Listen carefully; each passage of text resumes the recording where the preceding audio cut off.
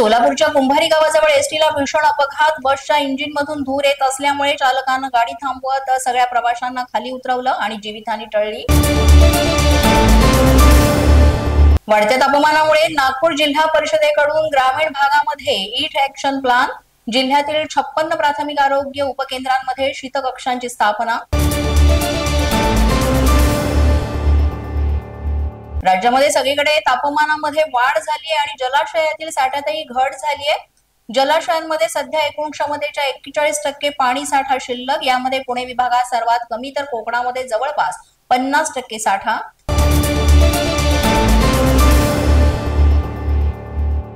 भारतीय हवामान विभागाची पत्रकार परिषद. मान्सून 2025 चा पहिला दीर्घकालीन अंदाज जाहीर होणार.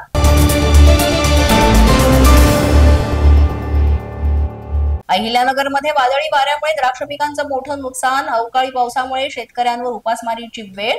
अवकाळीमुळे 30 ते 35 लाखांचं आर्थिक नुकसान.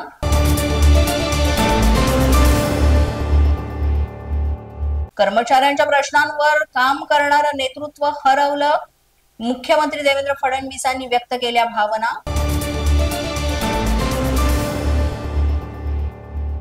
काँग्रेसच्या 2 दिवसांच्या शिबिरानंतर गुजरात काँग्रेसमध्ये मोठे बदल. गुजरातमधील नवीन चेहऱ्यांना संधी देण्यासाठी काँग्रेसने निरीक्षक नेमले. गुजरातमध्ये जवळपास 50 जिल्हाध्यक्ष निवडले जाणार.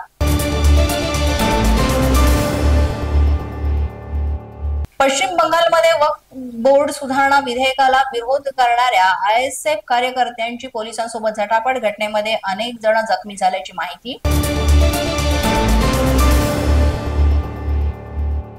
पश्चिम बंगालच्या मुर्शिदाबाद मधली परिस्थिती पूर्ववत होत असून पलायन केलेले लोकही आता परत येत आहेत, पोलिसांनी दिली माहिती.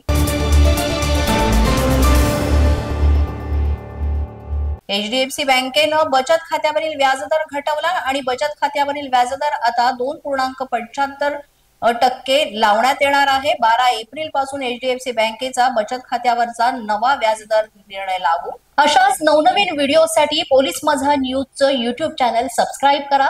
तसंच आमचं फेसबुक, इंस्टाग्राम आणि ट्विटर अकाउंट फॉलो करा. अधिक माहितीसाठी आमच्या www.polismazhanews.com या वेबसाईटला भेट द्या. पाहत रहा पोलीस माझा न्यूज.